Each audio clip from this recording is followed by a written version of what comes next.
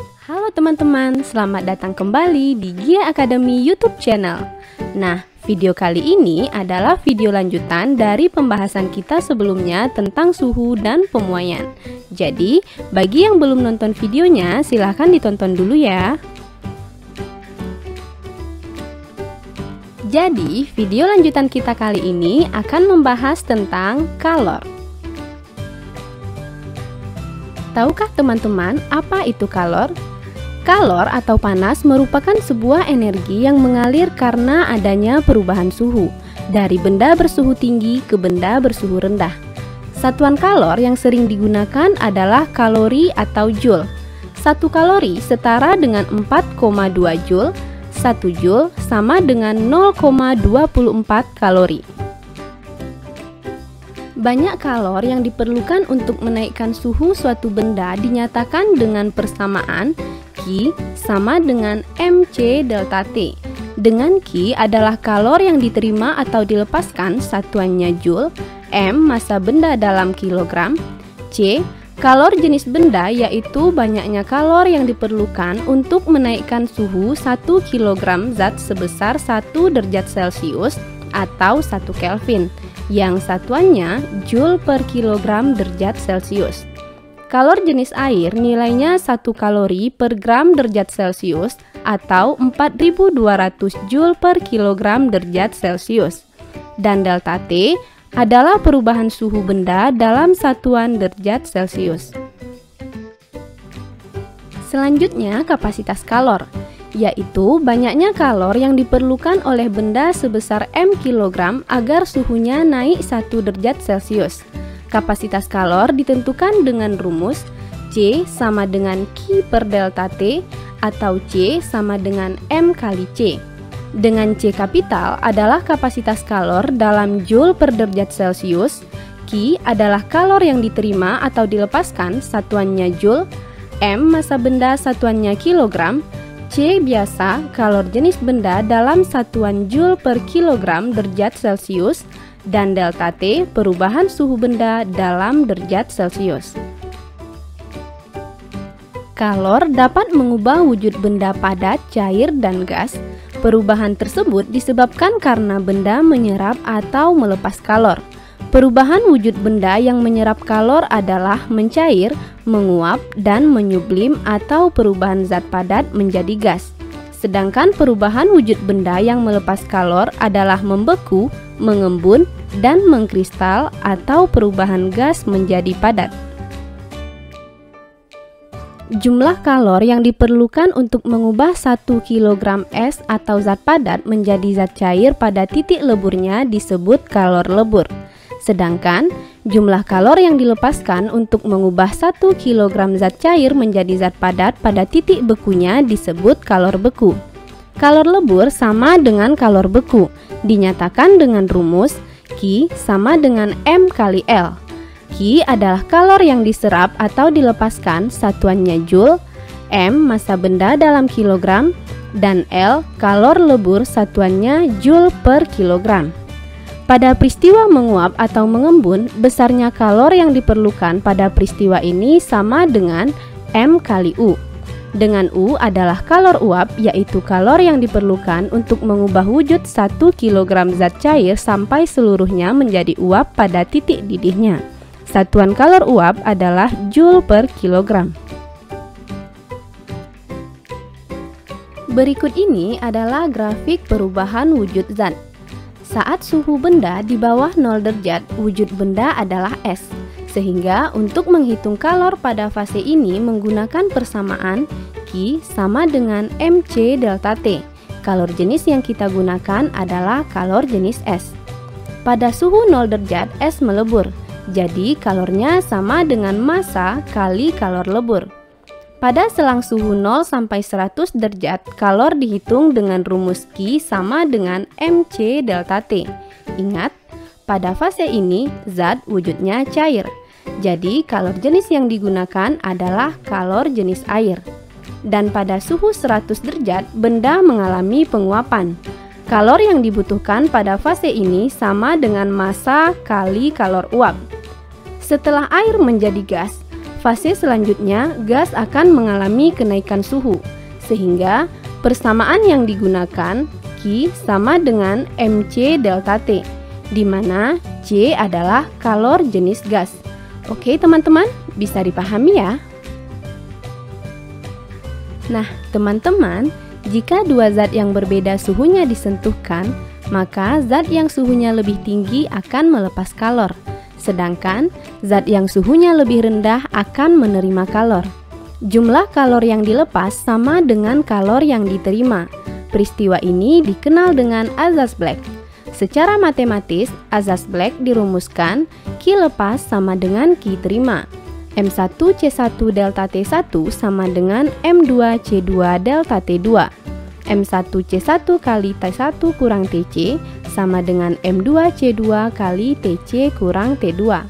M1 massa benda bersuhu tinggi, M2 massa benda bersuhu rendah, keduanya dalam satuan kilogram.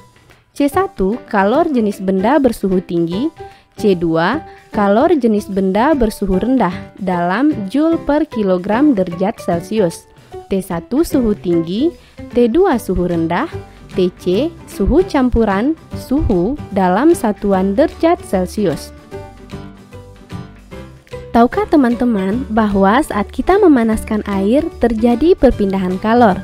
Perpindahannya terjadi secara konduksi pada gagang tutup panci, konveksi pada partikel air, dan radiasi berupa pancaran panas api di sekitar kita. Sekarang, kita akan membahas satu persatu perpindahan kalor tersebut.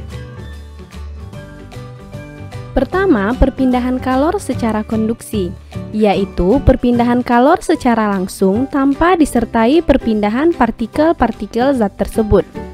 Konduksi umumnya terjadi pada zat padat. Benda yang dapat menghantar panas dengan baik disebut konduktor seperti logam, sedangkan penghantar panas yang buruk disebut isolator, contohnya kayu dan plastik. Contoh peristiwa konduksi dalam kehidupan sehari-hari adalah ketika kita memanaskan salah satu ujung besi, maka ujung yang lainnya juga terasa panas. Banyaknya kalor yang berpindah setiap satuan waktu dihitung dengan rumus H sama dengan Q per T sama dengan Ka delta T per L. Dengan H adalah laju perpindahan kalor dalam joule per sekon, Q adalah kalor yang berpindah satuannya joule, T waktu dalam sekon, K adalah konduktivitas termal bahan satuannya watt per meter Kelvin atau watt per meter derajat Celcius. A luas penampang benda satuannya meter kuadrat, delta T perubahan suhu dalam Kelvin, dan L adalah panjang batang satuannya meter. Perpindahan kalor berikutnya, konveksi. Konveksi adalah perpindahan kalor melalui suatu zat perantara dengan disertai perpindahan partikel-partikelnya.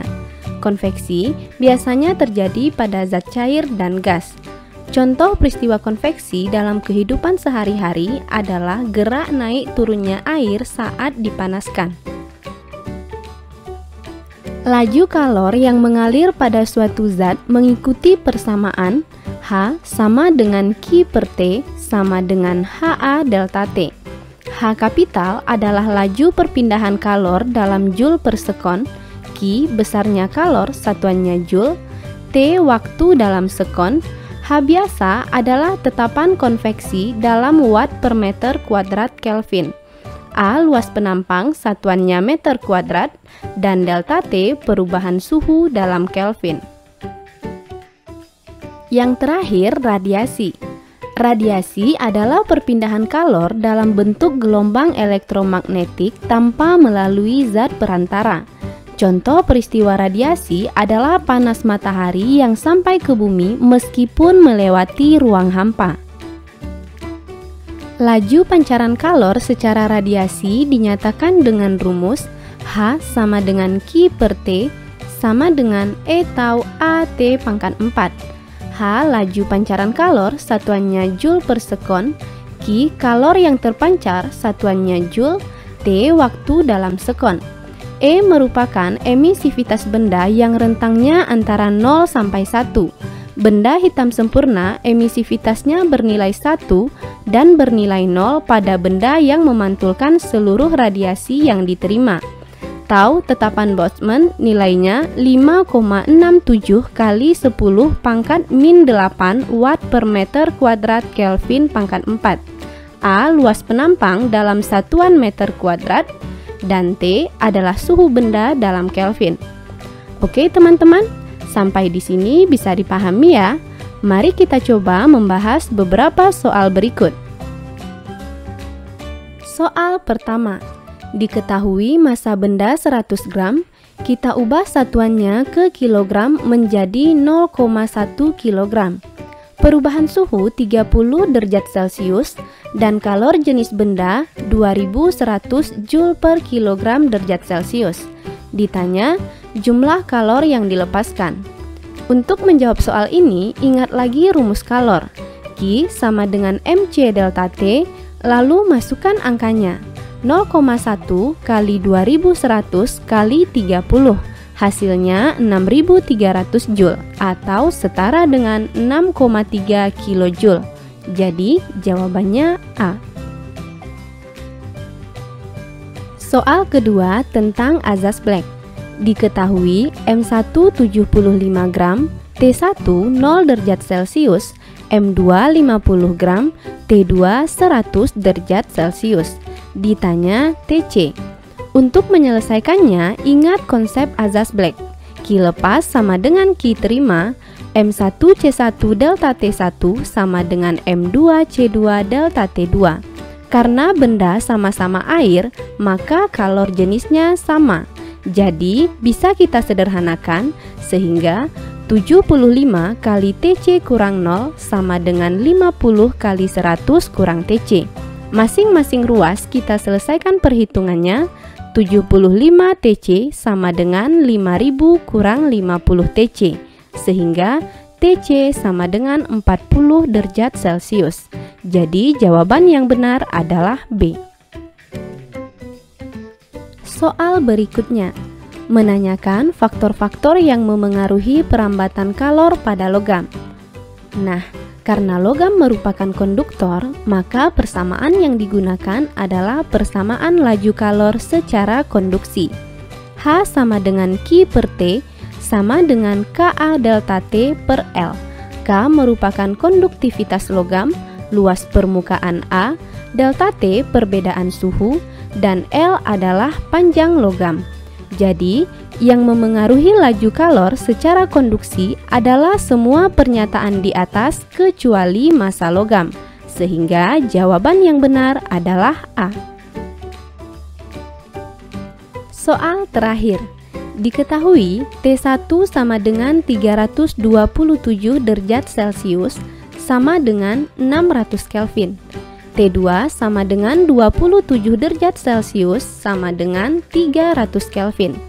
Ditanya Q1 banding Q2. Soal ini kita selesaikan dengan perbandingan rumus radiasi. Q sama dengan E tau AT pangkat 4. E, tau dan A besarnya sama, jadi bisa kita sederhanakan. Sehingga perbandingannya menjadi Q1 per Q2 sama dengan T1 pangkat 4 per T2 pangkat 4 sama dengan 600 pangkat 4 per 300 pangkat 4. Kita sederhanakan sama-sama bagi 300. Q1 per Q2 sama dengan 2 pangkat 4 per 1 pangkat 4. 2 pangkat 4 sama dengan 16, 1 pangkat 4 sama dengan 1. Jadi, Q1 banding Q2 sama dengan 16 banding 1. Jawabannya D. Oke teman-teman, jadi di video kali ini kita udah membahas tentang persamaan kalor Q sama dengan mc delta T, perubahan wujud zat, yang melepas kalor, membeku, mengembun, mengkristal, sedangkan yang menyerap kalor, mencair, menguap, menyublim. Persamaan azas Black, Q lepas sama dengan Q terima, dan bentuk-bentuk perpindahan kalor berupa konduksi, konveksi, dan radiasi. Nah, sampai di sini dulu pembahasan kita tentang kalor. Jangan lupa tonton terus video-video terbaru di channel kita ya. Sampai jumpa di video berikutnya.